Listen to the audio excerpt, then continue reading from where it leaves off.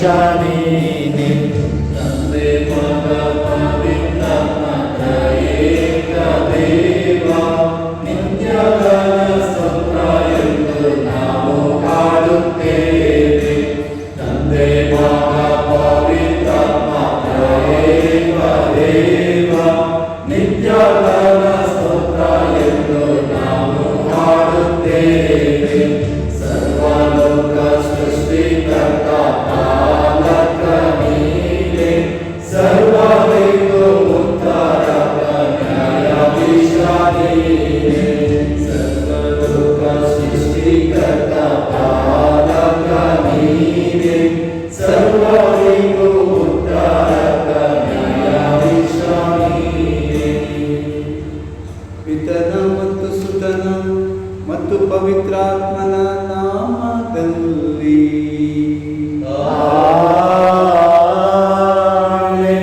ನಮ್ಮ ಪ್ರಭು ಯೇಸು ಕ್ರಿಸ್ತರ ಕೃಪಾವರವು ದೇವರ ಪ್ರೀತಿಯು ಪವಿತ್ರಾತ್ಮರ ಅನ್ಯೋನ್ಯತೆಯು ನಿಮ್ಮೆಲ್ಲರೊಡನೆ ಇರಲಿ.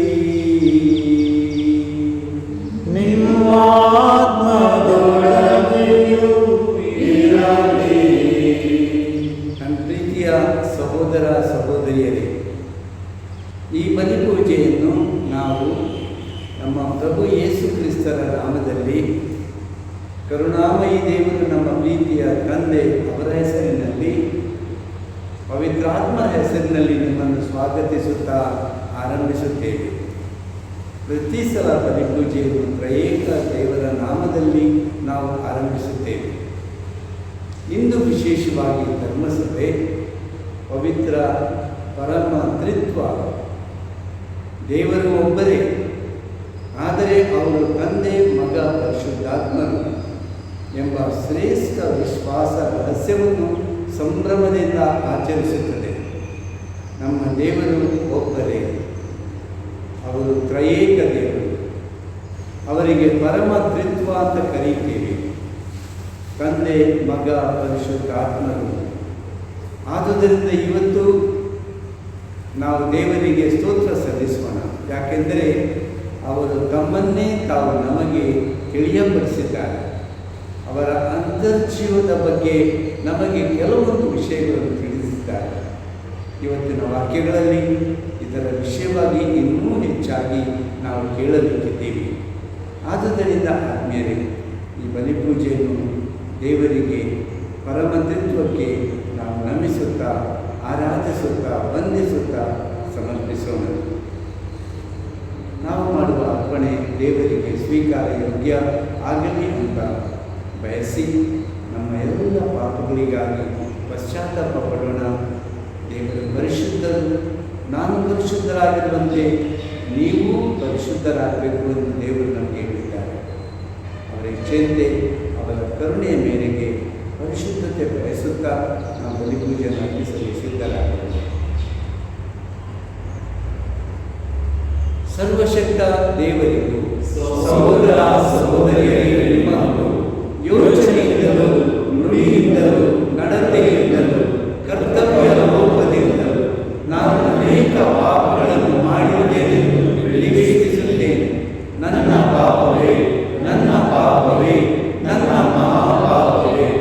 ಆದುದರಿಂದ ಸದಾಕನ್ನಿಕೆಯಾದ ಸಂತ ಮರಿಯಮ್ಮನವರನ್ನು, ಸಕಲ ದೇವದೂತರನ್ನು, ಸಂತರನ್ನು, ಸಹೋದರ ಸಹೋದರಿಯರೇ, ನಿಮ್ಮನ್ನು ನನಗಾಗಿ ನಮ್ಮ ಪ್ರಭು ದೇವರನ್ನು ಪ್ರಾರ್ಥಿಸಬೇಕೆಂದು ಬೇಡಿಕೊಳ್ಳುತ್ತೇನೆ.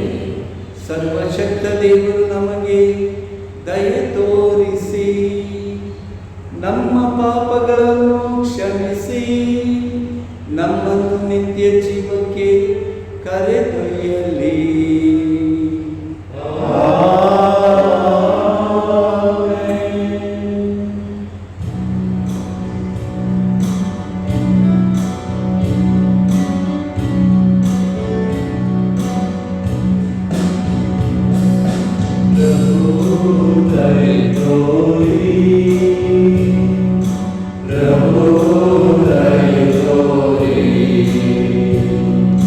Cristo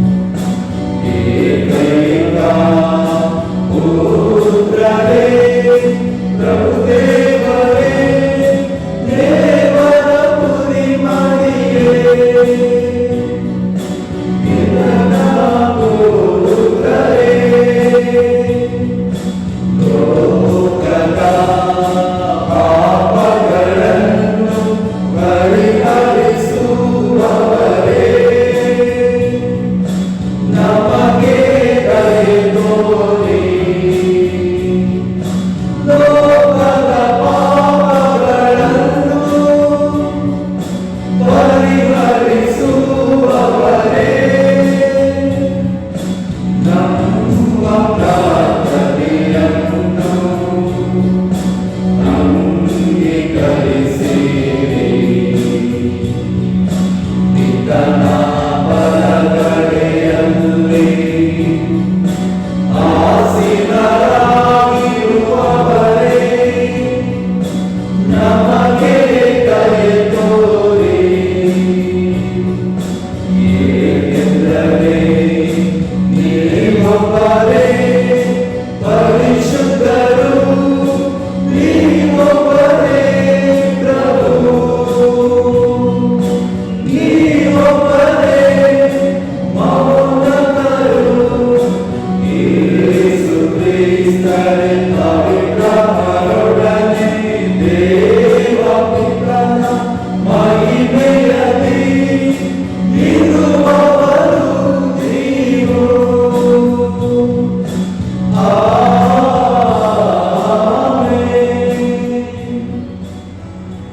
ಪ್ರಾರ್ಥಿಸೋಣ. ತಂದೆಯಾದ ದೇವರೇ, ಸತ್ಯದ ದಿವ್ಯವಾಣಿಯನ್ನು, ಪಾವನತೆಯ ಪವಿತ್ರಾತ್ಮರನ್ನು ಇಹಲೋಕಕ್ಕೆ ಕಳುಹಿಸಿ ಪರಮತ್ವದ ಅಮೋಘ ರಹಸ್ಯವನ್ನು ಮಾನವ ಕುಲಕ್ಕೆ ಅರುಗಿದ್ದೀರಿ.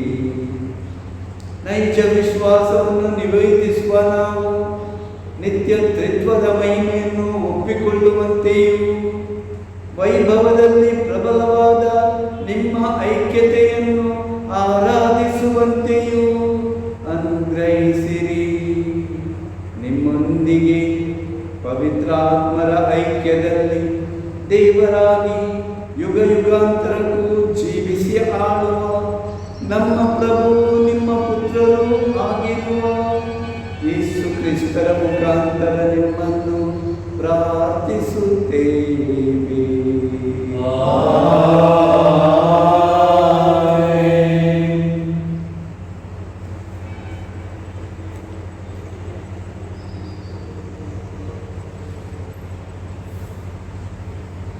ವಿಮೋಚನಾ ಕಾಂಡದಿಂದ ವಾಚನ. ಮೋಶೆ ಮೊದಲಿದ್ದ ಹಲಗೆಗಳಂತೆ 2 ಕಲ್ಲಿನ ಹಲಗೆಗಳನ್ನು ಸಿದ್ಧಪಡಿಸಿಕೊಂಡು ಸರ್ವೇಶ್ವರನ ಅಪ್ಪಣೆಯ ಮೇರೆಗೆ ಬೆಳಿಗ್ಗೆ ಎದ್ದು ಆ 2 ಕಲ್ಲಿನ ಹಲಗೆಗಳನ್ನು ಕೈಯಲ್ಲಿ ತೆಗೆದುಕೊಂಡು ಸೀನಾಯಿ ಬೆಟ್ಟವನ್ನು ಹತ್ತಿದನು. ಆಗ ಸರ್ವೇಶ್ವರ ಸ್ವಾಮಿ ಮೇಘಾವೃತನಾಗಿ ಇಳಿದು ಬಂದು ಅಲ್ಲಿ ಅವನ ಹತ್ತಿರ ನಿಂತು ಸರ್ವೇಶ್ವರ ಎಂಬ ತಮ್ಮ ನಾಮವನ್ನು ಪ್ರಕಟಿಸಿದರು. ಸರ್ವೇಶ್ವರ ಮೋಶೆಯ ಎದುರಿನಲ್ಲಿ ಹಾದು ಹೋಗುತ್ತಾ ಹೀಗೆಂದು ಪ್ರಕಟಿಸಿದರು: ಸರ್ವೇಶ್ವರನು ಕರುಣಾಮಯನು, ದಯಾಳು ದೇವರು, ತಟ್ಟನೆ ಸಿಟ್ಟುಗೊಳ್ಳದವನು, ಪ್ರೀತಿ ಪಾತ್ರನು, ನಂಬಿಗಸ್ತನು. ಕೂಡಲೇ ಮೋಶೆ ನೆಲದ ಮೇಲೆ ಅಡ್ಡಬಿದ್ದು ನಮಸ್ಕರಿಸಿ, ಸ್ವಾಮಿ ಸರ್ವೇಶ್ವರ, ನಿಮ್ಮ ಅನುಗ್ರಹ ನಮಗೆ ದೊರಕಿತಾದರೆ ತಾವೇ ನಮ್ಮ ಜೊತೆಯಲ್ಲಿ ಬರಬೇಕು. ನಮ್ಮ ಜನರು ಹಠಮಾರಿಗಳು, ಆದರೂ ತಾವು ನಮ್ಮ ಪಾಪಗಳನ್ನು ಅಧರ್ಮಗಳನ್ನು ಕ್ಷಮಿಸಿ ನಿಮ್ಮ ಜನರಾಗುವಂತೆ ನಮ್ಮನ್ನು ಸ್ವೀಕರಿಸಿ ಎಂದು ಪ್ರಾರ್ಥಿಸಿದನು. ಪ್ರಭುವಿನ ವಾಕ್ಯ.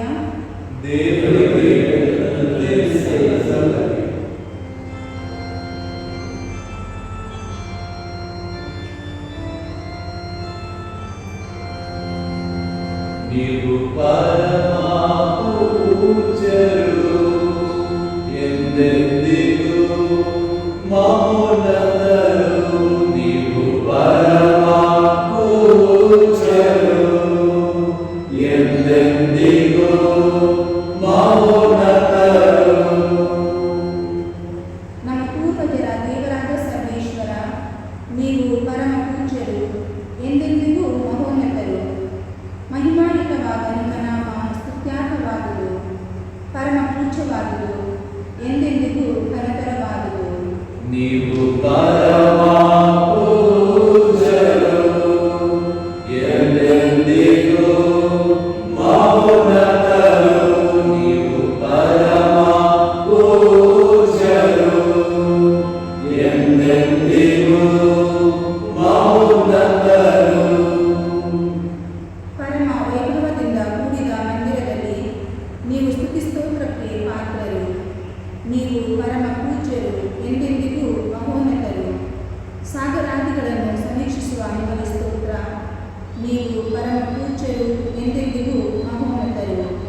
ನೀವು ಪರಮ ಪೂಜ್ಯರು, ಎಂದೆಂದಿಗೂ ಮೌನತರು.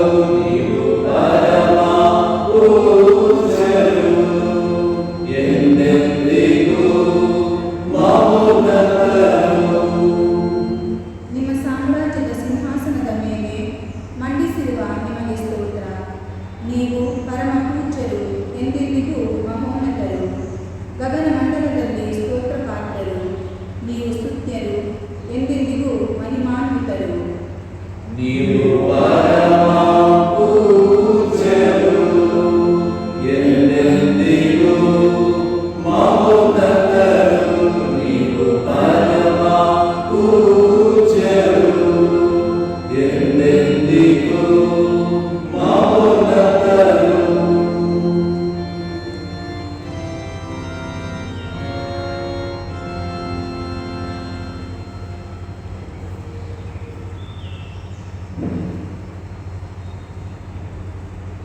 ಸಂತ ಪೌಲನು ಕೊರಿಂಥಿಯರಿಗೆ ಬರೆದ 2ನೇ ಪತ್ರದಿಂದ ವಾಚನ.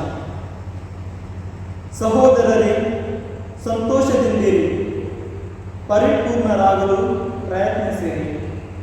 ನನ್ನ ಬುದ್ಧಿಮಾತುಗಳಿಗೆ ಕಿವಿಕೊಡಿ.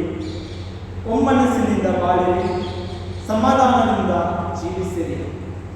ಆಗ ಪ್ರೀತಿ ಮತ್ತು ಶಾಂತಿ ಸ್ವರೂಪರಾದ ದೇವರು ನಿಮ್ಮೊಡನೆ ಇರುತ್ತಾರೆ. ಪವಿತ್ರವಾದ ಮುದ್ದಿಟ್ಟು ಒಬ್ಬರನ್ನೊಬ್ಬರನ್ನು ವಂದಿಸಿರಿ. ದೇವಜನರೆಲ್ಲರೂ ನಿಮಗೆ ಶುಭಾಶಯ ಕೊಟ್ಟಿದ್ದಾರೆ. ನಮ್ಮ ಪ್ರಭು ಯೇಸು ಕ್ರಿಸ್ತರ ವರಪ್ರಸಾದವು, ದೇವರ ಪ್ರೀತಿಯು, ಪವಿತ್ರಾತ್ಮರ ಅನ್ಯೋನ್ಯತೆಯು ನಿಮ್ಮೆಲ್ಲರೊಡನೆ ಇರಲಿ. ದೇವರ ವಾಕ್ಯವಿದು. ದೇವರಿಗೆ ಕೃತಜ್ಞತೆ ಸಲ್ಲಿಸಲು.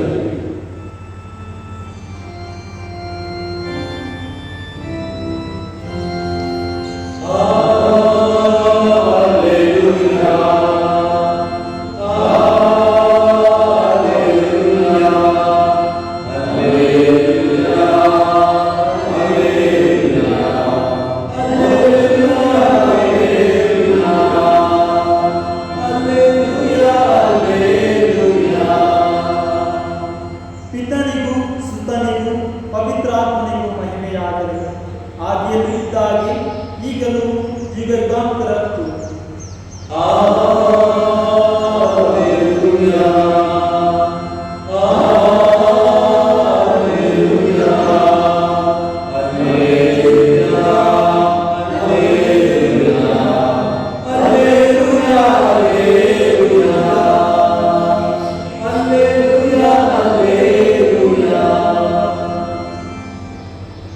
ಪ್ರಭು ನಿಮ್ಮೊಡನೆ ಇರಲಿ.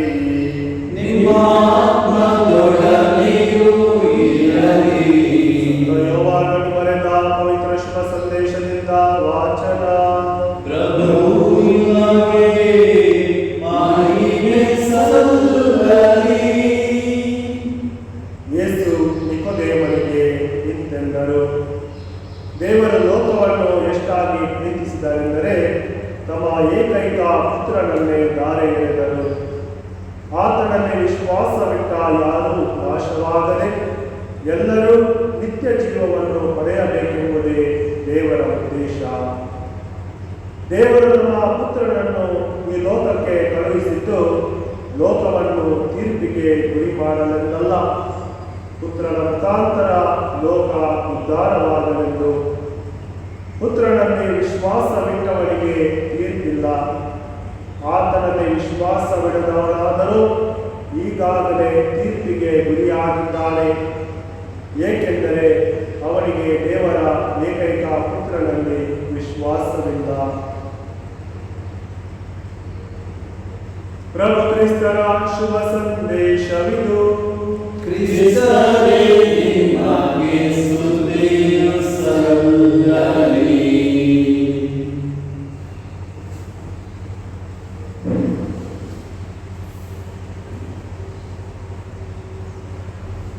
ಪ್ರಭು ಯೇಸುವಿನಲ್ಲಿ ನನ್ನ ಪ್ರೀತಿಯ ಸಹೋದರ ಸಹೋದರಿಯರೇ,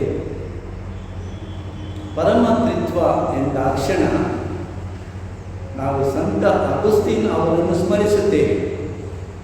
ಆ ಒಂದು ದೃಷ್ಟಾಂತ ನಿಮಗೆ ಇವಾಗಲೇ ತಿಳಿದಿರಬಹುದು, ಆದರೂ ಇವಾಗ ಉಲ್ಲೇಖಿಸುವುದು ಸೂಕ್ತ ಅಂತ ಅನ್ನಿಸುತ್ತದೆ. ಸಂತ ಅಗುಸ್ತೀನ್ ಅವರು ಒಬ್ಬ ಶ್ರೇಷ್ಠ ಧರ್ಮ ಪಂಡಿತರು, ಥಿಯೋಲೋಜಿಯನ್. ಅವರ ಜೀವನದಲ್ಲಿ ಅನೇಕ ಪುಸ್ತಕಗಳನ್ನು ಅವರು ಬರೆದಿದ್ದಾರೆ, ವಿಶೇಷವಾಗಿ ದೈವಶಾಸ್ತ್ರ. ಇವತ್ತು ಕೂಡ ನಮಗೆ ಅದು ದೇವರೇ ಅವರಿಗೆ ತಿಳಿಯಪಡಿಸಿದ ಸತ್ಯಗಳು, ವಾಕ್ಯಗಳು ಎಂದು ನಮಗೆ ಅನ್ನಿಸುವಂತಿವೆ. ಒಂದು ಸಲ ಅವರು ಪರಮತತ್ವದ ಬಗ್ಗೆ ಬರೆಯಬೇಕು ಎಂಬುದಾಗಿ ಯೋಚಿಸುತ್ತಾರೆ. ಪರಮತತ್ವ, ದೇವರು ಒಬ್ಬರೇ, ಮೂವರು ವ್ಯಕ್ತಿಗಳು, ಇದು ಹೇಗೆ, ಇದನ್ನು ಹೇಗೆ ಈ ರಹಸ್ಯವನ್ನು ಬಿಡಿಸುವುದು ಅಂತ ಅವರು ಯೋಚಿಸುತ್ತಾ ಇದ್ದಾರೆ. ಯೋಚಿಸಿ ಯೋಚಿಸಿ ಯೋಚಿಸಿ ಏನೂ ಬರೆಯಲಿಕ್ಕೆ ಆಗದೆ ಒಂದು ದಿವಸ ಅವರು ಸಮುದ್ರ ತಟದಲ್ಲಿ ಅವರು ನಡೆದಾಡುತ್ತಾ ಇದ್ದಾರೆ. ನಡೆದಾಡುತ್ತಿರುವಾಗ ಪ್ರಿಯರೇ, ಒಬ್ಬ ಪುಟ್ಟ ಬಾಲಕಲ್ಲಿ ಅವನು ಕಾಣುತ್ತಾನೆ. ನೋಡಲಿಕ್ಕೆ ಬಹಳ ಚಂದ, ದೇವದೂತನ ಆಗಿದ್ದಾನೆ. ಅವನು ಸಮುದ್ರ ತಟದಲ್ಲಿ ನೀರಿನಿಂದ ಸ್ವಲ್ಪ ಆಚೆ ದಡದಲ್ಲಿ ಒಂದು ಸಣ್ಣ ಗುಂಡಿಯನ್ನು ಮಾಡಿ, ಒಂದು ಸಣ್ಣ ಚಿಪ್ಪು, ಇದರಿಂದ ಸಮುದ್ರದ ನೀರನ್ನು ತೆಗೆದು ತನ್ನ ಬಾವಿಯೊಳಗೆ ಹಾಕ್ತಾನೆ. ಪ್ರತಿ ಸಲ ಸ್ವಲ್ಪ ಸ್ವಲ್ಪ ನೀರು ತಂದು ಹಾಕ್ತಾ ಇದ್ದಾನೆ. ಅಗುಸ್ತೀನ್ ಅವರು ಈತನನ್ನೇ ನೋಡುತ್ತಾರೆ. ಏನು ಮಾಡ್ತಾನೆ ಇವನು? ಹತ್ತಿರ ಹೋಗಿ ಮಾತಾಡ್ತಾರೆ. ಬಾಲಕನೇ, ಏನು ಮಾಡ್ತಾ ಇದೆಯಾ? ಬಾಲಕ ಹೇಳ್ತಾನೆ, ಏನು ಮಾಡ್ತೇನೆ ನಿಮಗೆ ಕಾಣದೆ? ನಾನು ಈ ಸಮುದ್ರವನ್ನು, ನೀರನ್ನು ನನ್ನ ಬಾವಿಯೊಳಗೆ ಹಾಕ್ತಾ ಇದ್ದೇನೆ. ಆವಾಗ ಸಂತ ಅಗುಸ್ತೀನರು ನಗುತ್ತಾ ಅವನಿಗೆ ಹೇಳ್ತಾರೆ, ಬಾಲಕನೇ, ಇದು ಹೇಗೆ ಸಾಧ್ಯ? ಇದು ಸಮುದ್ರ, ನೀನು ಬಾವಿ ಚಿಕ್ಕದು, ಇದರೊಳಗೆ ನೀರು ಬರಬಹುದೇ? ಇಷ್ಟು ನೀರು ಇದರೊಳಗೆ ಇಡಿಸ್ತದ? ಆವಾಗ ಬಾಲಕ ಈ ಕತೆ ಹೇಳುತ್ತೆ, ಎದ್ದು ನಿಂತು ಅವರ ಮುಖವನ್ನೇ ನೋಡಿ ಹೇಳ್ತಾನಂತೆ, ಒಂದು ವೇಳೆ ನಾನು ಈ ಸಮುದ್ರವನ್ನು, ನೀರನ್ನು ಈ ನನ್ನ ಪುಟ್ಟ ಬಾವಿಯೊಳಗೆ ಸಂಪೂರ್ಣವಾಗಿ ಹಾಕಿ ಮುಗಿಸ್ಬೋದು. ಆದರೆ ನಿನ್ನಿಂದ ನೀನು ಏನು ಯೋಚನೆ ಮಾಡ್ತಾ ಇದ್ದೀಯಾ? ಪರಮತತ್ವದ ಬಗ್ಗೆ ಆ ರಹಸ್ಯವನ್ನು ಗ್ರಹಿಸಿಕೊಳ್ಳಲಿಕ್ಕೆ ನಿನಗೆ ಸಾಧ್ಯವಿಲ್ಲ ಅಂತ ಹೇಳಿ ಬಾಲಕ ಮತ್ತೆ ಕಾಣುವುದಿಲ್ಲ ಅಂತ ಅಗುಸ್ತೀನ್ ಹೇಳ್ತಾರೆ. ದೇವರೇ ಸ್ವತಃ ತನ್ನ ದೂತನ ಮುಖಾಂತರ ಈ ಒಂದು ಸತ್ಯವನ್ನು ನಮಗೆ ತಿಳಿಸಿದ್ದಾರೆ. ದೇವರು ಎಷ್ಟು ಶ್ರೇಷ್ಠರು, ಅವರನ್ನು ನಾವು ಗ್ರಹಿಸಿಕೊಳ್ಳಲಿಕ್ಕೆ ಸಾಧ್ಯವಿದೆ. ಈ ಸತ್ಯ ನಾವು ಇವತ್ತು ಸ್ವಲ್ಪ ಮಟ್ಟಿಗೆ ನೋಡೋಣ. ಅಂದರೆ ಈ ರಹಸ್ಯವನ್ನು ನಮಗೆ ಏನೂ ಅರ್ಥ ಮಾಡಲಿಕ್ಕೆ ಆಗೋದಿಲ್ಲ. ಇದು ದೇವರ ರಹಸ್ಯ ಎಂದಷ್ಟೇ ನಾವು ತಿಳಿದುಕೊಳ್ಳಲಾಗ. ನಮ್ಮ ಮನಸ್ಸಿಗೆ ಅದು ಸಂಪೂರ್ಣವಾಗಿ ಅರ್ಥವಾಗಲಿಕ್ಕಿಲ್ಲ. ಆದರೆ ನಮ್ಮ ಆತ್ಮದಲ್ಲಿ, ನಮ್ಮ ಹೃದಯದಲ್ಲಿ ಆ ತ್ರಯೇಕ ದೇವರು ನಮಗೆ ಅನುಭವಿಸಲಿಕ್ಕೆ ಸಾಧ್ಯವಿದೆ ಪ್ರಿಯರು. ಇವತ್ತಿನ ಮೊದಲನೇ ವಾಚನ ಆದಿಕಾಂಡ ಪುಸ್ತಕದಿಂದ 34ನೇ ಅಧ್ಯಾಯ. ಸಂದರ್ಭ ಏನೆಂದರೆ, ಮೊದಲನೇ ಸಲ ದೇವರು ಕೊಟ್ಟ ಆ 10 ಆಜ್ಞೆಗಳನ್ನು 2 ಹಲಗೆಗಳಲ್ಲಿ ಬರೆದು ಆತನು ಕೆಳಗೆ ಸಿನಾಯಿ ಪರ್ವತದಿಂದ ಕೆಳಗೆ ಬಂದಿರುವಾಗ ಜನರೆಲ್ಲರೂ ಒಂದು ಗೊಂಬೆಯನ್ನು ಮಾಡಿ, ಒಂದು ಕರುವನ್ನು ರೂಪಿಸಿ, ತನ್ನ ಬಂಗಾರಗಳಿಂದ, ತನ್ನಲ್ಲಿದ್ದ ಬಂಗಾರ ಎಲ್ಲ ಬೆಲೆ ಬಾಳುವ ಎಲ್ಲ ವಸ್ತುಗಳಿಂದ ಒಳ್ಳೆಯ ಕರುವನ್ನು ರೂಪಿಸಿ ಅದಕ್ಕೆ ಅವರು ಆರಾಧನೆ ಮಾಡುತ್ತಿದ್ದರು. ತಮ್ಮನ್ನು ಬಿಡಿಸಿಕೊಂಡು ಬಂದ ಆ ದೇವರನ್ನು ಅವರು ಮರೆತು ಬಿಟ್ಟಿದ್ದರು. ಮೋಶೆ ಕೋಪದಿಂದ ಆ 2 ಹಾಳೆಗಳನ್ನು ಜನರ ಮುಂದೆ ನೆಲಕ್ಕೆ ಬೀಸಾಡಿ ಅವುಗಳು ಚೂರು ಚೂರಾಗಿ ಹೋಗ್ತವೆ. ತನ್ನ ಕೋಪವನ್ನು ವ್ಯಕ್ತಪಡಿಸುತ್ತಾನೆ. ನಿಮ್ಮನ್ನು ಇಷ್ಟು ತನ್ನ ಬಲಾಢ್ಯವಾದ ಕೈಯಿಂದ ಬಿಡಿಸಿ ಬಂದ ದೇವರನ್ನು ಇಷ್ಟು ಬೇಗ ನೀವು ಮರೆತು ಬಿಟ್ಟಿರಾ ಎಂದು ಜನರಿಗೆ ಆತನು ಬೈಯುತ್ತಾನೆ, ತೆಗಳುತ್ತಾನೆ. ಅನಂತರ ಪುನಃ ಆತನು ಪರ್ವತದ ಮೇಲೆ ಏರುತ್ತಾನೆ. ಇದು ಸಂದರ್ಭ. ದೇವರಿಗೆ ಮತ್ತು ಆತನಿಗೆ ಆಗುವ ಭೇಟಿ. ದೇವರು ಅತ್ಯಂತ ಮಹಿಮಾನ್ವಿತರು, ಅತಿ ಶ್ರೇಷ್ಠ, ಅವರನ್ನು ನೋಡಿ ಬದುಕಲಿಕ್ಕೆ ಸಾಧ್ಯವೇ ಎಂಬುದೇ ಹಳೆಯ ಒಡಂಬಡಿಕೆಯಲ್ಲಿ ಇದ್ದ ಶ್ರೇಷ್ಠ ಪುಣ್ಯ ಪುರುಷರ ಅನುಭವ. ಮೋಶೆಗೆ ಕೂಡ ಇದೇ ರೀತಿಯ ಅನುಭವ. ಆತನು ದೇವರನ್ನು ಕಾಣಲು ಬಯಸ್ತಾನೆ, ಆದರೆ ತಾನು ಅವರನ್ನು ನೋಡಿ ಬದುಕಬಹುದೇ ಎಂಬ ಭಯ ಅವನಲ್ಲಿ ಇರುವಾಗ ದೇವರು ಅವನ ಮುಂದೆ ಹೋಗುತ್ತಾರೆ, ಅವರಿಗೆ ಕಾಣುವುದಿಲ್ಲ. ಆದರೆ ಸ್ವರವೊಂದು ಕೇಳುತ್ತೆ. ಈ ಸ್ವರ ಅತ್ಯಂತ ಸುಂದರವಾದ ವಾಕ್ಯಗಳು, ದೇವರ ಬಗ್ಗೆ ನಮಗೆ ತಿಳಿಸುವ, ದೇವರು ಹೇಗೆ, ದೇವರು ಏನಾಗಿದ್ದಾರೆ ಎಂಬುದನ್ನು ತಿಳಿಸುವ ವಾಕ್ಯಗಳನ್ನು ಆತನು ಕೇಳುತ್ತಾನೆ. ಈ ವಾಕ್ಯಗಳು ಇವು: ಸರ್ವೇಶ್ವರನು ಕರುಣಾಮಯ,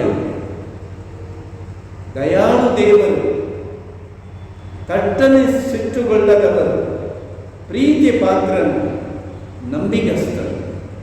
ಮಗುದೊಮ್ಮೆ ಹೇಳ್ತೇನೆ, ಸರ್ವೇಶ್ವರನು ಕರುಣಾಮಯ, ದಯಾಳು ದೇವರು, ತಟ್ಟನೆ ಸಿಟ್ಟುಗೊಳ್ಳದವನು, ಪ್ರೀತಿ ಪಾತ್ರನು, ನಂಬಿಗಸ್ತರು. ಹಾಗಾದರೆ ಪ್ರಿಯರೇ, ಮೊದಲ ಈ ಹಳೆಯ ಒಡಂಬಡಿಕೆಯಲ್ಲಿ ಮೊದಲನೇ ಬಾರಿ ದೇವರು ತನ್ನನ್ನೇ ನಾನು ಯಾರಾಗಿದ್ದೇನೆ ಅಂತ ಮೋಶೆಗೆ ತಿಳಿಯಪಡಿಸಿದರು. I am who I am, ಇರುವಾತನೇ ನಾನು. ಇವಾಗ ಇನ್ನೊಂದು ಸಲ ದೇವರು ಅವನಿಗೆ ತನ್ನ ಬಗ್ಗೆನೇ ತಿಳಿಸಿ ಈ ವಾಕ್ಯಗಳನ್ನು ಹೇಳುವಾಗ ನಮಗೆ ಅರ್ಥ ಆಗಬೇಕೆಂದರೆ, ಈ ದೇವರು ಪ್ರೀತಿಮಯ, ಕರುಣಾಮಯಿ ದೇವರು, ಥಟ್ಟನೆ ಸಿಟ್ಟುಗೊಳ್ಳುವುದಿಲ್ಲ, ಪ್ರೀತಿಗೆ ಪಾತ್ರರು. ಹೀಗೆ ನಾವು ಆ ದೇವರ ಗುಣಗಳು, ಸುಂದರವಾದ ಗುಣಗಳು, ಎಷ್ಟು ಒಳ್ಳೆಯವರು ದೇವರು ಎಂಬುದಾಗಿ ನಾವು ಅರ್ಥ ಮಾಡಿಕೊಳ್ಳುತ್ತೇವೆ.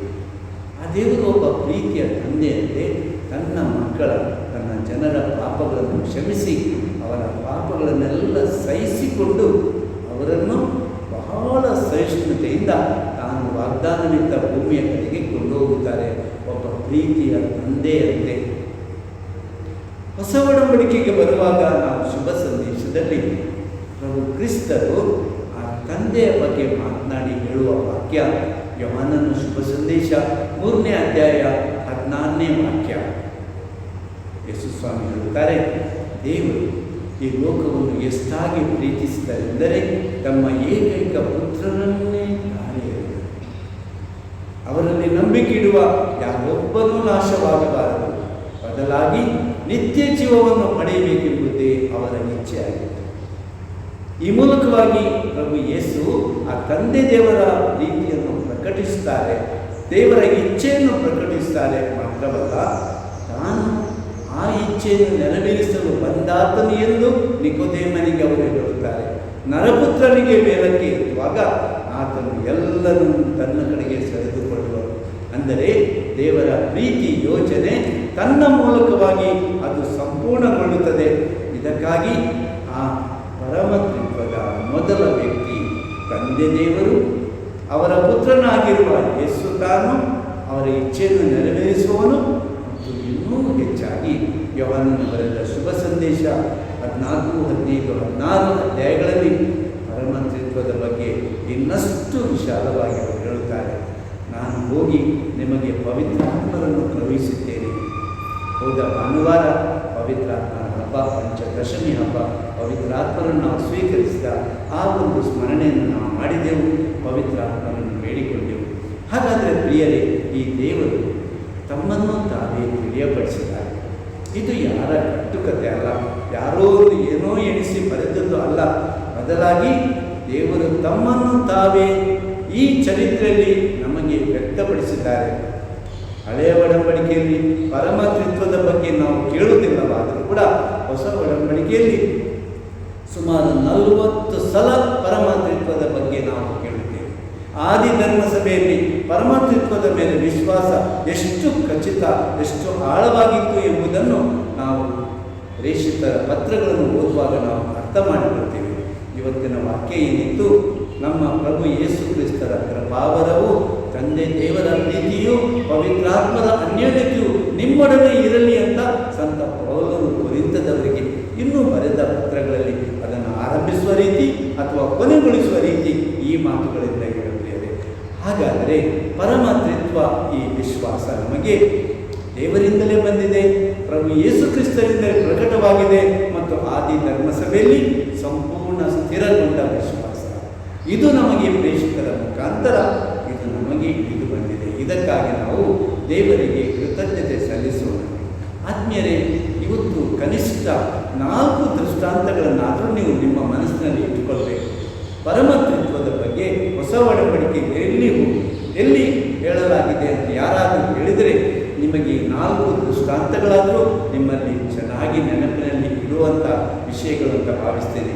ಮೊದಲನೇದು, ದೇವರು ಗಬ್ರಿಯೇಲ್ ದೂತನನ್ನು ಮರಿಯಳಿ ಬಳಿ ಕಳಿಸಿಕೊಟ್ಟಾಗ ಮರಿಯಳು ಯಾವಾಗ ದೇವರ ಇಚ್ಛೆಗೆ ಸಮ್ಮತಿಸಿದಳು, ಇಗೋ ನಾನಿನ್ನ ಚರಣದಾಸಿ, ನಿಮ್ಮ ವಚನದಂತೆ ನನಗಾಗಲಿ ಎಂದಳು. ಆವಾಗ ದೇವರ ಇಚ್ಛೆ ನೆರವೇರಿತು. ಪವಿತ್ರಾತ್ಮರು ಮರಿಯಮ್ಮನವರಲ್ಲಿ ಇಳಿದು ಬಂದರು. ಪವಿತ್ರಾತ್ಮರು ಅವರ ಮೇಲೆ ನೆರಳು ಹಾಕಿದರು. ಅವರಲ್ಲಿ ಪವಿತ್ರಾತ್ಮರ ಮುಖಾಂತರ ಯೇಸು ಮರಿಯಳ ಹೊಟ್ಟೆಯಲ್ಲಿ ಜನಿಸಿ ಬಂದರು. ತಂದೆ ದೇವರ ಇಚ್ಛೆ, ಯೇಸು ಅವರ ಹೊಟ್ಟೆಯಲ್ಲಿ ಜನಿಸಿ ಬಂದರು, ಪವಿತ್ರಾತ್ಮರು ಅವರ ಮೇಲೆ ಇಳಿದು ಬಂದರು. ಎರಡನೇ ದೃಷ್ಟಾಂತ, ಯೇಸು ಸ್ವಾಮಿಯ ಸ್ನಾನ ದೀಕ್ಷೆ.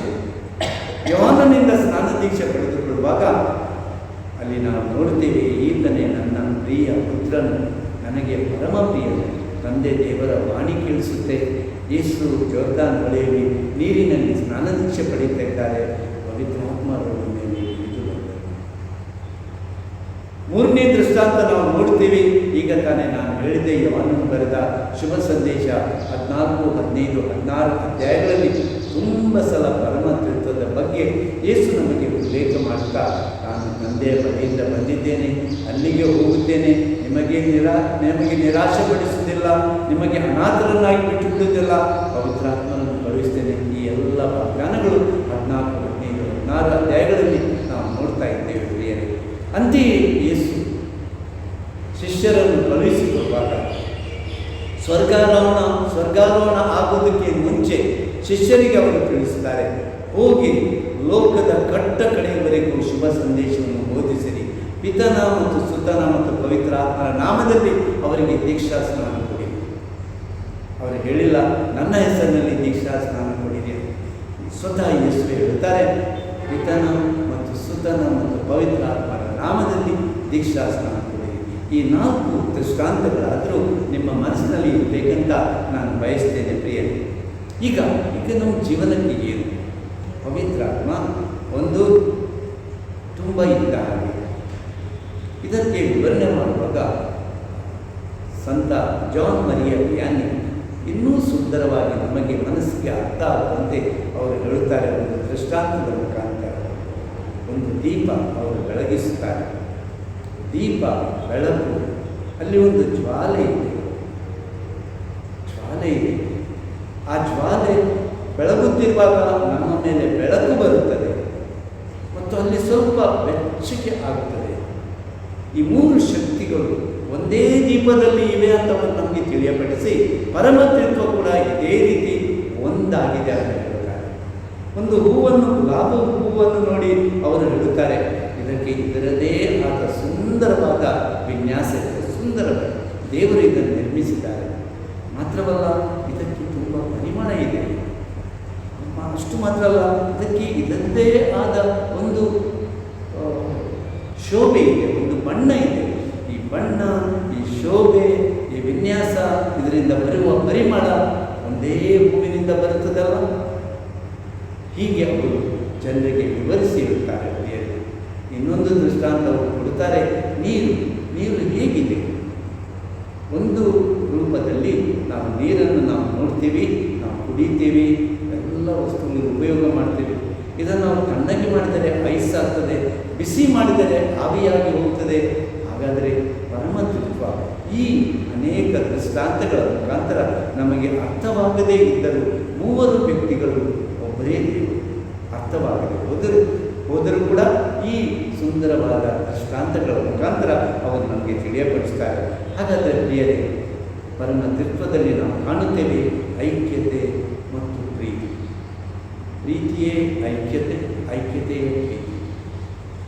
ಐಕ್ಯತೆ ಇಲ್ಲದಿದ್ದರೆ ಪ್ರೀತಿ ಇರಲಿಕ್ಕೆ ಸಾಧ್ಯವಿಲ್ಲ. ಹಾಗಾದರೆ ನಮ್ಮ ಕುಟುಂಬಗಳು ಪರಮತ್ರಿತ್ವದ ಮಾದರಿಯಲ್ಲಿ ತಂದೆ ದೇವರು, ಮಗ, ಪರಿಶುದ್ಧಾತ್ಮರು ಒಂದು ಕುಟುಂಬವಾಗಿರುವಂತೆ ನಮ್ಮ ಕುಟುಂಬಗಳು ಐಕ್ಯತೆಯಿಂದ ಬೆಳೆಯುವ ಕುಟುಂಬಗಳಾಗಿರಬೇಕು.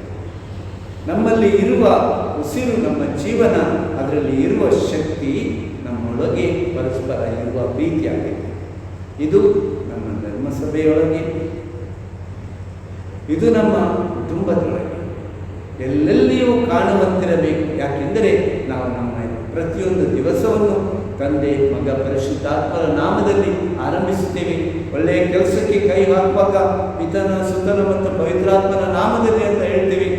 ಹೇಳುವಾಗ, ಮಲಗಲಿಕ್ಕೆ ಹೋಗುವಾಗ ಅದೇ ತ್ರಯೇಕ ದೇವರ ನೆನಪು ತೆಗಿತೀವಿ. ಪ್ರತಿಯೊಂದು ಸಂಸ್ಕಾರಗಳನ್ನು ತ್ರಯೇಕ ದೇವರ ನಾಮದಲ್ಲಿ ನಾವು ಪಡೆದುಕೊಳ್ಳುತ್ತೇವೆ. ಪ್ರತಿಯೊಂದು ಬಲಿಪೂಜೆಯನ್ನು ಆರಂಭಿಸುವಾಗ, ಆಶೀರ್ವಾದ ಮಾಡಿ ಕಳುಹಿಸಿಕೊಡುವಾಗ ಗುರುಗಳು ನಿಮ್ಮನ್ನು ತ್ರಯೇಕ ದೇವರ ನಾಮದಲ್ಲಿ ಕರೆಯುತ್ತಾರೆ, ಆಶೀರ್ವಾದ ಮಾಡುತ್ತಾರೆ.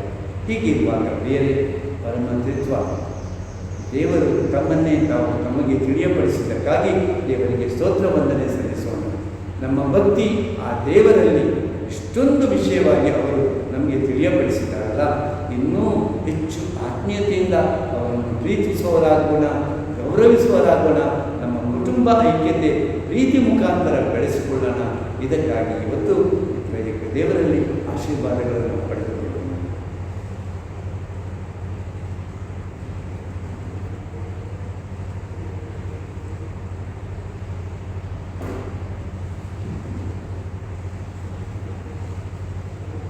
ಎಲ್ಲರೂ ಎದ್ದು ಇವಾಗ ಪ್ರಭು ಯೇಸುವಿನ ಮುಖಾಂತರ ನಮಗೆ ಪ್ರಕಟವಾಗಿರುವ ವಿಶ್ವಾಸವನ್ನು ಭಕ್ತಿಯಿಂದ ಪ್ರಕಟಿಸೋಣ. ಸ್ವರ್ಗವನ್ನು ಭೂಮಿಯನ್ನು ಸೃಷ್ಟಿಸಿದ ಸರ್ವಶಕ್ತ ದೇವರನ್ನು ವಿಶ್ವಾಸಿಸುತ್ತೇನೆ. ಅವರ ಏಕೈಕ ಪುತ್ರರು ನಮ್ಮ ಪ್ರಭುವೂ ಆದ ಯೇಸು ಕ್ರಿಸ್ತನನ್ನು ವಿಶ್ವಾಸಿಸುತ್ತೇನೆ. ಇವರು ಪವಿತ್ರಾತ್ಮರಿಂದ ಗರ್ಭಧರಿಸಿದ ಕನ್ಯಾ ಮರಿಯಮ್ಮನವರಲ್ಲಿ ಜನಿಸಿದರು. ಪೊಂತ್ಯಸ್ ಪಿಲಾತನ ಅಧಿಕಾರದಲ್ಲಿ ಯಾತನೆಯನ್ನು ಅನುಭವಿಸಿ ಶಿಲುಬೆಗೇರಿಸಲ್ಪಟ್ಟು ಮೃತರಾಗಿ ಸಮಾಧಿ ಮಾಡಲ್ಪಟ್ಟರು. ಪಾತಾಳಕ್ಕೆ ಇಳಿದು ಮೂರನೇ ದಿನ ಮೃತರ ಮಧ್ಯದಿಂದ ಪುನರ್ಜೀವಕರಾಗಿ ಎದ್ದರು. ಸ್ವರ್ಗಕ್ಕೆ ಸರ್ವಶಕ್ತ ದೇವಪುತ್ರನ ಬಲಗಡೆಯಲ್ಲಿ ಆಸೀನರಾಗಿದ್ದಾರೆ. ಅಲ್ಲಿಂದ ಜೀವಂತರಿಗೂ ಮೃತರಿಗೂ ತೀರ್ಪು ಕೊಡಲು ಬರುವರು. ಪವಿತ್ರಾತ್ಮರನ್ನು ವಿಶ್ವಾಸಿಸುತ್ತೇನೆ. ಪವಿತ್ರ ಕಥೋಲಿಕ ಧರ್ಮಸಭೆಯನ್ನು, ಸಂತರ ನ್ಯೂನತೆಯನ್ನು ವಿಶ್ವಾಸಿಸುತ್ತೇನೆ. ಪಾಪ ಪರಿಹಾರವನ್ನು ವಿಶ್ವಾಸಿಸುತ್ತೇನೆ. ಮೃತರ ಪುನರುತ್ಥಾನವನ್ನು ವಿಶ್ವಾಸಿಸುತ್ತೇನೆ. ನಿತ್ಯ ಜೀವವನ್ನು ವಿಶ್ವಾಸಿಸುತ್ತೇನೆ. ಆಮೇಲೆ ನಮ್ಮನ್ನು ಅನುದಿನವು ಪ್ರೀತಿಸುವ ಆ ಪ್ರೀತಿಯಿಂದಲೇ ತಮ್ಮನ್ನು ತಾವೇ ಸ್ವಂತವಾಗಿ ನಮಗೆ ಪ್ರಕಟಿಸಿರುವ ಆ ದೇವರಲ್ಲಿ ನಮ್ಮ ಭಿನ್ನಗಳನ್ನು, ಪ್ರಾರ್ಥನೆಗಳನ್ನು ಇವಾಗ ಅರ್ಪಿಸೋಣ. ಓ ದೇವರೇ, ನಮ್ಮ ಮೊರೆಯ ಆಲಿಸು. ಓ ದೇವರೇ, ನಮ್ಮ ಮೊರೆಯ ಆಲಿಸು. ತಂದೆಯಾದ ದೇವರೇ, ತಾಯಿ ಧರ್ಮಸಭೆಗಾಗಿ ಪ್ರಾರ್ಥಿಸುತ್ತೇವೆ. ಈ ತಾಯಿ ಧರ್ಮಸಭೆಯ ನೇತೃತ್ವವನ್ನು ವಹಿಸಿದ ಓಂ ಜಗದ್ಗುರುಗಳನ್ನು ಆಶೀರ್ವದಿಸಿರಿ. ಅವರು ಮತ್ತು ವಿಶ್ವದ ಎಲ್ಲ ಧರ್ಮಾಧ್ಯಕ್ಷರುಗಳು ನಿಮ್ಮ ಏಕೈಕ ಪುತ್ರ ಯೇಸುವಿಗೆ ನೈಜ ಸಾಕ್ಷಿಗಳಾಗಿ ಬಾಳಲು ಅವರಿಗೆ ಕೃಪೆ ಮಾಡಿರಿ. ಓ ದೇವರೇ, ನಮ್ಮ ಮೊರೆಯ ಆಲಿಸು. ನಮ್ಮ ದೇಶದ ನಾಯಕರುಗಳಿಗಾಗಿ ಪ್ರಾರ್ಥಿಸುತ್ತೇವೆ. ನೋವು ಹಾಗೂ ಅಸಮಾನತೆಯನ್ನು ಹೋಗಲಾಡಿಸಲು, ಅನ್ಯಾಯ ಮತ್ತು ದೌರ್ಜನ್ಯಗಳನ್ನು ನಿರ್ಮೂಲ ಮಾಡಲು, ಸರ್ವರ ಒಳಿತಿಗಾಗಿ ತ್ಯಾಗಮಯ ಜೀವನವನ್ನು ಜೀವಿಸಲು ಎಲ್ಲ ನಾಯಕರುಗಳಿಗೆ ಆಶೀರ್ವಾದವನ್ನು ಕರುಣಿಸಿರಿ. ಓ ದೇವರೇ, ನಮ್ಮ ಮೊರೆಯ ಆಲಿಸು. ಕೊರೋನಾ ವೈರಸ್ನಿಂದ ಕಷ್ಟಪಡುತ್ತಿರುವ ನಮ್ಮ ಸಹೋದರ ಸಹೋದರಿಯರನ್ನು ನಿಮ್ಮ ಪಾದಕ್ಕೆ ಸಮರ್ಪಿಸುತ್ತೇವೆ. ರೋಗ ನಿವಾರಣೆ ಮಾಡಲು ಕೈಗೊಂಡ ಕ್ರಮಗಳನ್ನು ನೀವು ಆಶೀರ್ವದಿಸಿರಿ. ರೋಗದ ವಿರುದ್ಧ ಹೋರಾಡಲು ನಾವೆಲ್ಲರೂ ಕೈ ಜೋಡಿಸಲು ಹಾಗೂ ಒಬ್ಬರನ್ನೊಬ್ಬರು ಸಹಕರಿಸಿ ಜೀವಿಸಲು ಸಾಧ್ಯವಾಗುವಂತೆ ಕರುಣಿಸಿರಿ. ಓ ದೇವರೇ, ನಮ್ಮ ಮೊರೆಯ ಆಲಿಸು. ನಮ್ಮ ಕ್ರೈಸ್ತ ಕುಟುಂಬಗಳನ್ನು ಸ್ಮರಿಸುತ್ತೇವೆ. ಕಳೆದ ಹಲವಾರು ದಿನಗಳಿಂದ ವಾರಗಳಿಂದ ಗುಡಿಗೆ ಹೋಗಿ ನಿಮ್ಮನ್ನು ಸ್ತುತಿಸಲು ಅವರಿಗೆ ಅಸಾಧ್ಯವಾದರೂ ಅವರ ಸುಖ ದುಃಖ ಕಷ್ಟ ನೋವುಗಳ ಜೊತೆ ಇದ್ದು ಅವರನ್ನು ಕಾಪಾಡಿರಿ. ಪ್ರತಿ ಕುಟುಂಬವನ್ನು ನಿಮ್ಮ ರಕ್ಷಣೆಯಲ್ಲಿ ಇರುವಂತೆ ಅನುಗ್ರಹಿಸಿರಿ. ಓ ದೇವರೇ, ನಮ್ಮ ಮೊರೆಯ ಆಲಿಸು. ನಮ್ಮ ಯುವಕ ಯುವತಿಯರು ನಿಮಗೆ ಸಮರ್ಪಿಸುತ್ತೇವೆ. ಅವರ ಜೀವನದಲ್ಲಿ ಒಳ್ಳೆಯ ಭವಿಷ್ಯ ಅವರಿಗೆ ದಯಪಾಲಿಸಿರಿ. ಹಿರಿಯರಿಂದ ಒಳ್ಳೆಯ ಮಾರ್ಗದರ್ಶನ ಪಡೆದು ವಿಶ್ವಾಸದ ದೃಢವಾಗಿ ಎದ್ದು ತಮ್ಮನ್ನು ಸದಾ ಹರಸುವಂತೆ ಅವರನ್ನು ಆಶೀರ್ವದಿಸಿರಿ. ಓ ದೇವರೇ, ನಮ್ಮ ಮೊರೆಯ ಆಲಿಸು. ಪರಮಾತ್ರಿತ್ವದ ಮಹೋತ್ಸವನೆಂದು ನಾವು ಕೊಂಡಾಡುತ್ತೇವೆ. ನೀವು ನಮ್ಮನ್ನು ಆಶೀರ್ವದಿಸಿರಿ. ನಿಮ್ಮ ಪರಿಶುದ್ಧತೆಯಲ್ಲಿ ನಮ್ಮನ್ನು ಮುನ್ನಡೆಸಿರಿ. ನಮ್ಮ ಜೀವನದಲ್ಲಿ ನಿಮ್ಮ ಮೇಲೆ ಸಂಪೂರ್ಣ ವಿಶ್ವಾಸ ಹಾಗೂ ಭರವಸೆ ಇಟ್ಟು ಜೀವಿಸುವಂತೆ ನಮ್ಮೆಲ್ಲರನ್ನು ಆಶೀರ್ವದಿಸಿ ಎಂದು ಬೇಡುತ್ತೇವೆ. ಓ ದೇವರೇ, ನಮ್ಮ ಮೊರೆಯ ಆಲಿಸು. ಮೌನವಾಗಿ ನಮ್ಮ ಹೃದಯದಲ್ಲಿರುವ ಕೋರಿಕೆಯನ್ನು ತಂದೆ ದೇವರಿಗೆ, ತ್ರೈಕ ದೇವರಿಗೆ ನಾವು ಅರ್ಪಿಸೋಣ.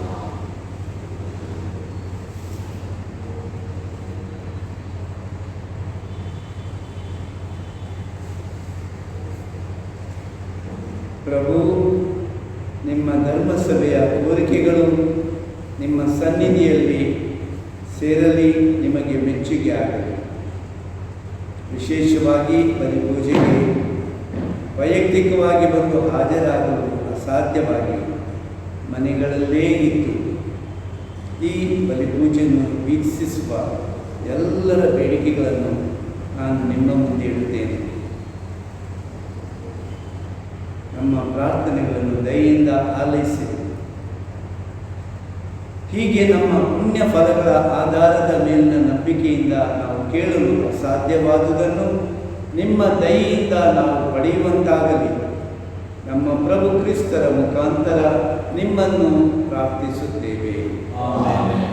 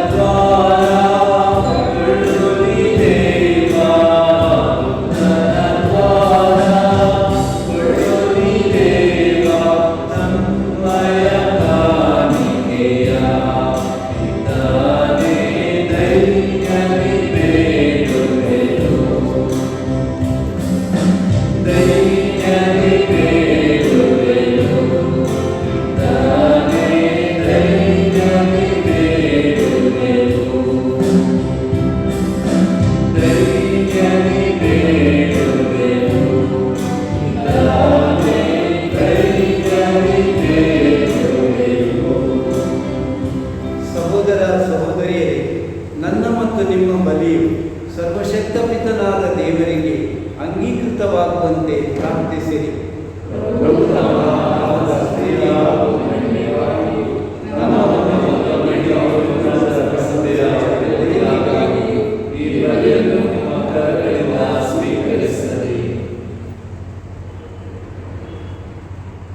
ನಮ್ಮ ಪ್ರಭು ದೇವರೇ, ನಿಮ್ಮ ನಾಮ ನಿವೇದನೆಯ ನಿಮಿತ್ತ ನಮ್ಮ ಸೇವೆಯ ಈ ಬಲಿಯನ್ನು ಪಾವನಗೊಳಿಸಿರಿ. ಇದರಿಂದ ನಮ್ಮನ್ನೇ ನಿಮಗೆ ಅನಂತ ಕಾಣಿಕೆಯನ್ನಾಗಿ ಮಾಡಿರಿ. ನಮ್ಮ ಪ್ರಭು ಕ್ರಿಸ್ತರ ಮುಖಾಂತರ ನಿಮ್ಮನ್ನು ಪ್ರಾರ್ಥಿಸುತ್ತೇವೆ.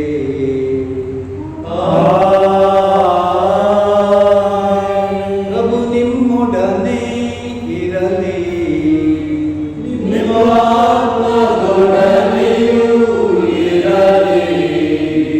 ಹೃದಯಗಳನ್ನು ಮೇಲಕ್ಕೆತ್ತಿರಿ.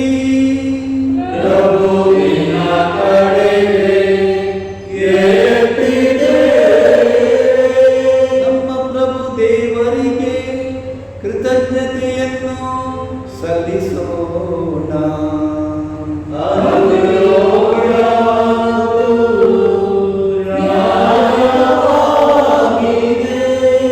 ಪ್ರಭು ಪವಿತ್ರ ಪಿತನೇ, ಸರ್ವಶಕ್ತ ನಿತ್ಯ ದೇವರೇ, ನಾವು ಎಂದೆಂದೂ ಎಲ್ಲೆಲ್ಲೂ ನಮ್ಮ ಪ್ರಭು ಕ್ರಿಸ್ತರ ಮುಖಾಂತರ ನಿಮಗೆ ಕೃತಜ್ಞತೆಯನ್ನು ಸಲ್ಲಿಸುವುದು ನಿಜವಾಗಿ ಯೋಗ್ಯವೂ ನ್ಯಾಯವೂ ಆಗಿದೆ. ನಮ್ಮ ಕರ್ತವ್ಯವೂ ರಕ್ಷಣೆಯೂ ಆಗಿದೆ. ಏಕೆಂದರೆ ನೀವು ನಿಮ್ಮ ಏಕೈಕ ಪುತ್ರರೊಂದಿಗೆ ಪವಿತ್ರಾತ್ಮರೊಂದಿಗೂ ಐಕ್ಯವಾಗಿದ್ದರೂ ಒಂದೇ ವ್ಯಕ್ತಿಯಾಗಿರದೆ ಒಂದೇ ಸತ್ವದಲ್ಲಿ ತ್ರಿತ್ವವಾಗಿ ಒಬ್ಬರೇ ದೇವರು ಒಬ್ಬರೇ ಪ್ರಭು ಆಗಿದ್ದೀರಿ. ನೀವೇ ನಮಗೆ ಪ್ರಕಟಪಡಿಸಿರುವ ಪ್ರಕಾರ ನಿಮ್ಮ ಮಹಿಮೆಯನ್ನು ಕುರಿತು ನಾವು ಏನನ್ನು ವಿಶ್ವಾಸಿಸುತ್ತೇವೋ ಅದನ್ನೇ ನಿಮ್ಮ ಪುತ್ರರನ್ನು ಹಾಗೂ ಪವಿತ್ರಾತ್ಮರನ್ನು ಕುರಿತು ಯಾವುದೇ ವ್ಯತ್ಯಾಸವಿಲ್ಲದೆ ವಿಶ್ವಾಸಿಸುತ್ತೇವೆ. ನಿಮ್ಮ ನೈಜ ಮತ್ತು ನಿತ್ಯ ದೈವತ್ವವನ್ನು ನಿವೇದಿಸುತ್ತಾ ಪ್ರತಿ ವ್ಯಕ್ತಿಯ ಅದ್ವಿತೀಯತೆಯನ್ನು, ಸತ್ವದಲ್ಲಿ ಏಕತೆಯನ್ನು, ಮಹತ್ವದಲ್ಲಿ ಸಮಾನತೆಯನ್ನು ಆರಾಧಿಸುತ್ತೇವೆ. ಇದನ್ನೇ ದೂತರು, ಶ್ರೇಷ್ಠ ದೂತರು, ಕೆರೂಬಿಮ್ ಮತ್ತು ಸೆರಾಫಿಮ್ ದೂತರು ಎಡೆಬಿಡದೆ ದಿನನಿತ್ಯವೂ ಏಕಕಂಠದಿಂದ ಹೊಗಳಿ ಘೋಷಿಸುತ್ತಾರೆ.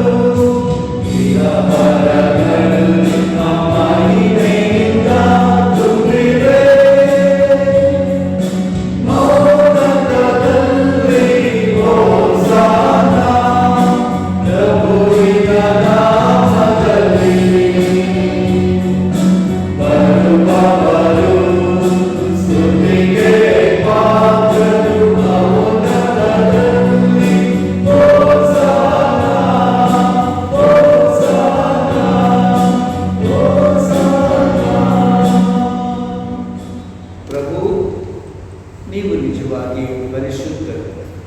ನೀವು ಸೃಷ್ಟಿಸಿದ ಸಮಸ್ತವು ನಿಮ್ಮನ್ನು ಸ್ತುತಿಸುವುದು ಯುಕ್ತವಾಗಿದೆ. ಏಕೆಂದರೆ ನಿಮ್ಮ ಪುತ್ರ ನಮ್ಮ ಪ್ರಭು ಯೇಸು ಕ್ರಿಸ್ತರ ಮುಖಾಂತರ ನೀವು ಪವಿತ್ರಾತ್ಮರ ಕ್ರಿಯಾಶಕ್ತಿಯಿಂದ ಸಕಲವನ್ನು ಸಜೀವಗೊಳಿಸಿ ಪಾವನಗೊಳಿಸುತ್ತೀರಿ. ಸೂರ್ಯೋದಯದಿಂದ ಅಸ್ತಮಾನದವರೆಗೆ ನಿಮ್ಮ ನಾಮಕ್ಕೆ ನಿರ್ಮಲ ಬಲಿಯನ್ನು ಅರ್ಪಿಸುವಂತೆ ನಿಮ್ಮ ಪ್ರಜೆಯನ್ನು ಸತತವೂ ನಿಮ್ಮೊಂದಿಗೆ ಒಟ್ಟುಗೂಡಿಸುತ್ತೀರಿ.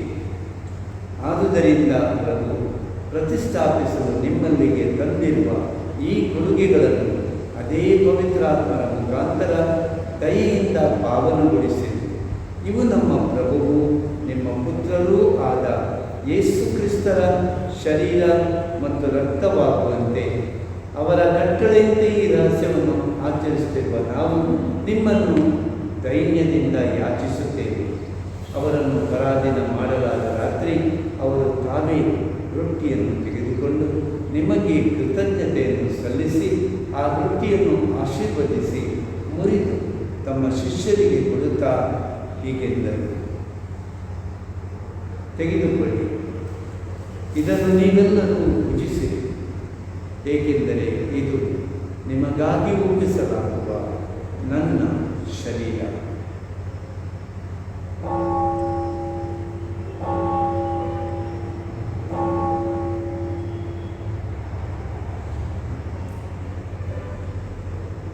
ಅಂತೆಯೇ ಭೋಜನದ ಅಂತ್ಯದಲ್ಲಿ ಅವರು ಪಾನಪಾತ್ರೆಯನ್ನು ತೆಗೆದುಕೊಂಡು ನಿಮಗೆ ಕೃತಜ್ಞತೆಯನ್ನು ಸಲ್ಲಿಸಿ ಆಶೀರ್ವದಿಸಿ ಆ ಪಾನ ಪಾತ್ರೆಯನ್ನು ತಮ್ಮ ಶಿಷ್ಯರಿಗೆ ಕೊಡುತ್ತಾ ಹೀಗೆಂದರು, ತೆಗೆದುಕೊಳ್ಳಿ ಮತ್ತು ಇದರಿಂದ ನೀವೆಲ್ಲರೂ ಪಾನ ಮಾಡಿ, ಏಕೆಂದರೆ ಇದು ಹೊಸ ಮತ್ತು ಅನಂತ ಒಡಂಬಡಿಕೆಯ ನನ್ನ ರಕ್ತದ ಪಾತ್ರೆ. ಈ ರಕ್ತವು ನಿಮ್ಮ ಮತ್ತು ಅನೇಕರ ಪಾಪಗಳ ಪರಿಹಾರಕ್ಕಾಗಿ ಸುರಿಸಲಾಗುವುದು. ಇದನ್ನು ನನ್ನ ಸ್ಮರಣೆಗಾಗಿ ಮಾಡಿ.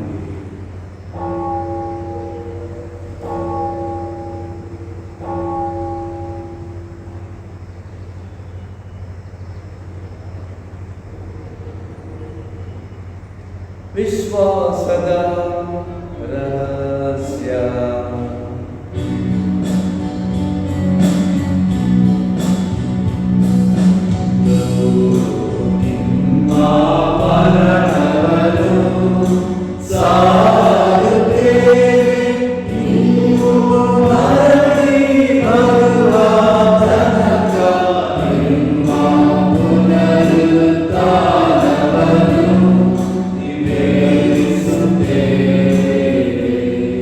ಆದುದರಿಂದ ಪ್ರಭು ನಿಮ್ಮ ಪುತ್ರರ ರಕ್ಷಣಾ ಯಾತನೆ, ಅವರ ಅದ್ಭುತಕರ ಪುನರುತ್ಥಾನ ಹಾಗೂ ಸ್ವರ್ಗಾರೋಹಣದ ಸ್ಮರಣೆಯನ್ನು ಆಚರಿಸುತ್ತಾ ಅವರ ಪುನರ್ ಆಗಮನವನ್ನು ನಿರೀಕ್ಷಿಸುತ್ತಿರುವ ನಾವು ಈ ಪವಿತ್ರ ಹಾಗೂ ಜೀವಂತ ಬಲಿಯನ್ನು ನಿಮಗೆ ಕೃತಜ್ಞತಾರ್ಥವಾಗಿ ಅರ್ಪಿಸುತ್ತೇವೆ. ನಿಮ್ಮ ಧರ್ಮಸಭೆಯ ಬಲಿಗಾಣಿಕೆಗಳನ್ನು ವೀಕ್ಷಿಸಿರಿ.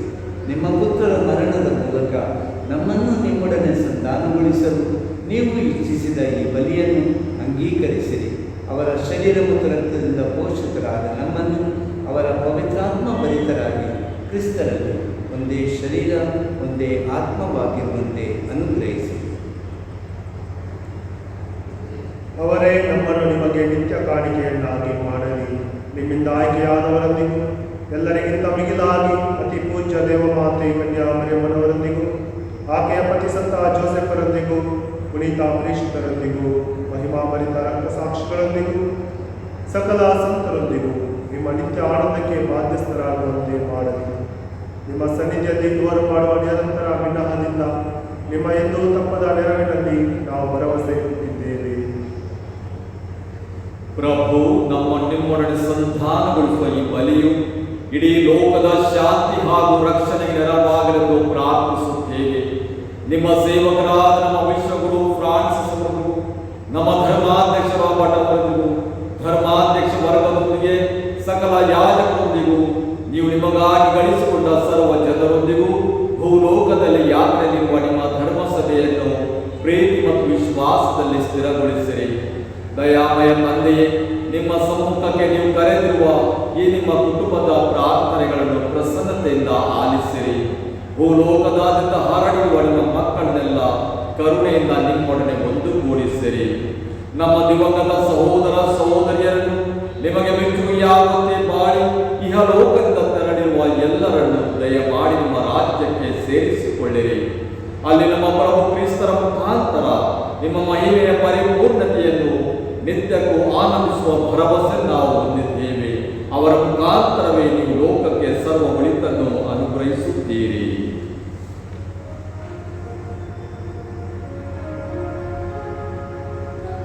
ಇವರ ಮುಖಾಂತರವು ಇವರೊಂದಿಗೂ ಇವರಲ್ಲಿಯೂ ಸರ್ವಶಕ್ತ ತಂದೆಯಾದ ದೇವರೇ, ಪವಿತ್ರಾತ್ಮರ ಐಕ್ಯದಲ್ಲಿ ಸರ್ವ ಗೌರವವು ಮಹಿಮೆಯು ಯುಗಯುಗಾಂತರಕ್ಕೂ ನಿಮಗೆ ಸಲ್ಲಲಿ.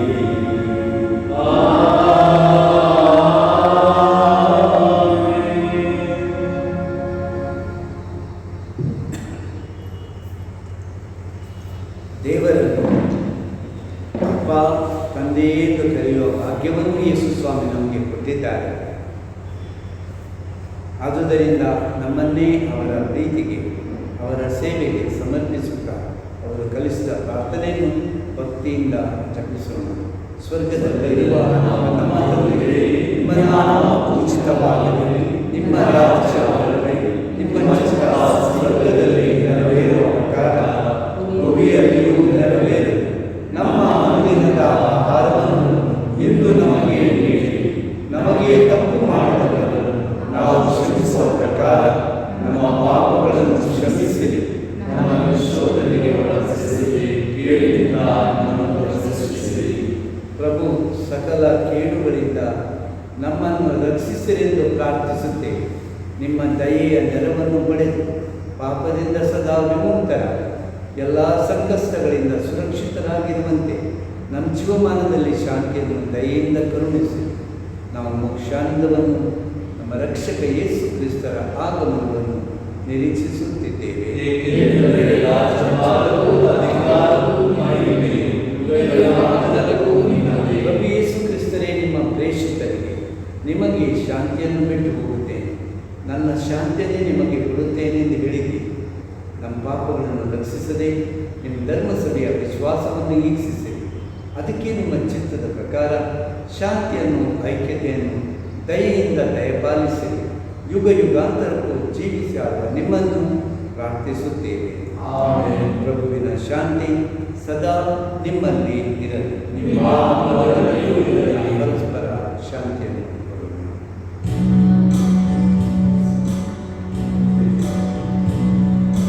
ಲೋಕದ ಪಾಪಗಳನ್ನು ಪರಿಹರಿಸುವ ದೇವರ ಕುರಿಮರಿಯೇ, ನಮಗೆ ದಯೆ ತೋರಿ. ಲೋಕದ ಪಾಪಗಳನ್ನು ಪರಿಹರಿಸುವ ದೇವರ ಕುರಿಮರಿಯೇ, ನಮಗೆ ದಯೆ ತೋರಿ. ಲೋಕದ ಪಾಪಗಳನ್ನು ಪರಿಹರಿಸುವ ದೇವರ ಕುರಿಮರಿಯೇ, ನಮಗೆ ಶಾಂತಿ ನೀಡಿ, ನಮಗೆ ಶಾಂತಿ ನೀಡಿ, ನಮಗೆ ಶಾಂತಿ ನೀಡಿ. ಇಗೋ ದೇವರ ಕುರಿಮರಿ, ಇಗೋ ಇವರೇ ಲೋಕದ ಪಾಪಗಳನ್ನು ಪರಿಹರಿಸುವ ಕುರಿಮರಿಯ ಭೋಜನಕ್ಕೆ ಆಹ್ವಾನಿತರು ಭಾಗ್ಯವಂತರು. ಪ್ರಭು ತಾವು ಪ್ರವೇಶಿಸಲು ನಾನು ಪಾತ್ರನಲ್ಲ, ಆದರೆ ತಾವು ದೇವರು ಮಾತನ್ನು ನುಡಿ, ನನ್ನ ಆತ್ಮವು ಸ್ವಸ್ಥವಾಗುವುದು.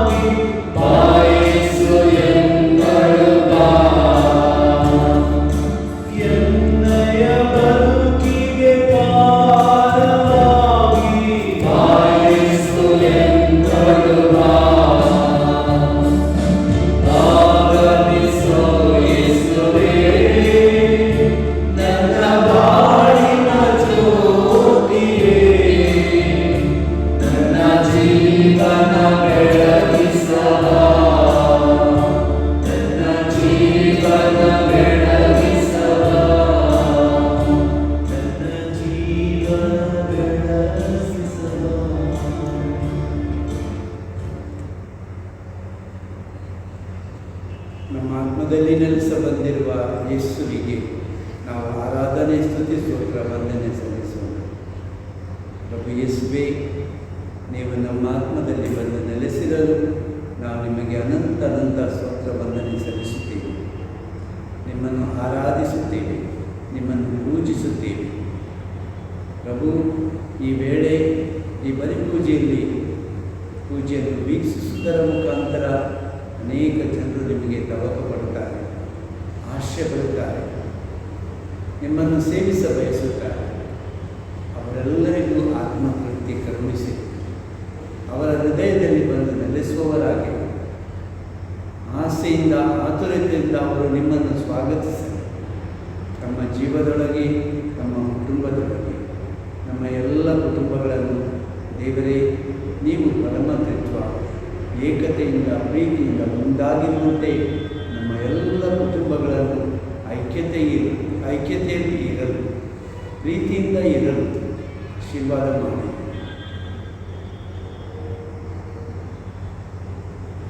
ನಮ್ಮಲ್ಲಿರುವ ಸಕಲ ಭೇದ ಭಾವಗಳನ್ನು, ಭಿನ್ನ ಭೇದಗಳನ್ನು ಇವೆಲ್ಲವನ್ನು ದೂರ ಮಾಡಲಿಕ್ಕೆ ನಮಗೆ ನಿಮ್ಮ ಆತ್ಮರ ಶಕ್ತಿ ನೀಡಿ. ಅಪ್ಪ ತಂದೆಯೇ, ನಿಮ್ಮ ಪುತ್ರ ಯೇಸುವಿನಲ್ಲಿ ನೀವು ಕಳುಹಿಸಿದ ಪವಿತ್ರಾತ್ಮರಲ್ಲಿ ನಿಮ್ಮಲ್ಲಿ ಒಂದಾಗಿ ಬಾಳುವಂತೆ ನಮಗೆಲ್ಲರಿಗೂ ನಿಮ್ಮ ಆಶೀರ್ವಾದ ಕರುಣಿಸಿ. ನಮ್ಮ ಪ್ರಭು ಯೇಸುವಿನ ನಾಮದಲ್ಲಿ ಪ್ರಾರ್ಥಿಸುತ್ತಿದ್ದೇವೆ ತಂದೆಯೇ, ಆಮೆನ್.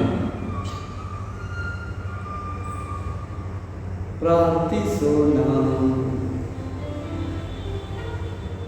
ನಮ್ಮ ಪ್ರಭು ದೇವರೇ, ಈ ಸಂಸ್ಕಾರದ ಸ್ವೀಕಾರವು ಹಾಗೂ ಅನಂತ ಪರಮತತ್ವದ ಮತ್ತು ಅದರ ಅಖಂಡ ಏಕತ್ವದ ನಿವೇದನೆಯು ನಮ್ಮ ಶರೀರ ಆತ್ಮಗಳಿಗೆ ಆರೋಗ್ಯವನ್ನು ತರಲಿ.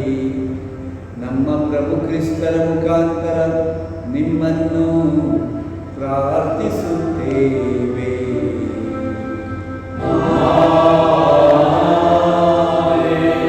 ಪ್ರಭು ನಿಮ್ಮೊಡನೆ ಇರಲಿ, ನಿಮ್ಮ ಆತ್ಮದೊಡನೆಯೂ ಇರಲಿ. ಸರ್ವಶಕ್ತ ದೇವರಾದ ಪಿತಾ ಮತ್ತು ಸುತ ಮತ್ತು ಪವಿತ್ರಾತ್ಮರು ನಿಮ್ಮನ್ನು ಆಶೀರ್ವದಿಸಲಿ. ಹೋಗಿ ಬನ್ನಿ, ಪ್ರಭು ಕ್ರಿಸ್ತರಿಗೆ ಸಾಕ್ಷಿಗಳಾಗಿ ಬಾಳಿರಿ. ದೇವರಿಗೆ ಕೃತಜ್ಞತೆ ಸಲ್ಲಲಿ.